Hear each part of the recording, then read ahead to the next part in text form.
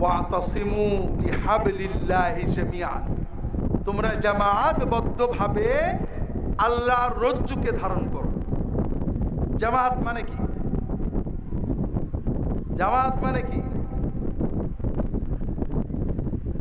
মাশাআল্লাহ, চাঁদপুরে অনেক সচেতন মানুষ আছে, আবার কেউ কেউ মানে প্রচলিত ধারাই চলেছেন। জামাত মানে শুনলেই লোকে বলে দল, আর এখানেই যত বিপদ। জামাত মানে দল না।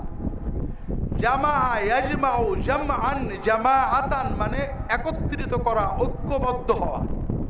জামাত মানে ঐক্য। জামাত মানে কি? Unity, to be united. জামাত মানে কি? ঐক্যবদ্ধ হওয়া, ঐক্য। আর দলের আরবি কি? ফিরকা, হিজব। ইসলামে দলাদলি হারাম, ঐক্যবদ্ধ থাকা ফরজ।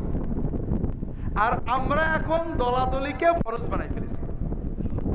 আল্লাহর রাস্তে বলছি ভাইরা, অন্তর থেকে দলীয় চিন্তা দূর করে দিন। মুসলমানের দল একটাই, সেই দলের নাম হলো ইসলাম।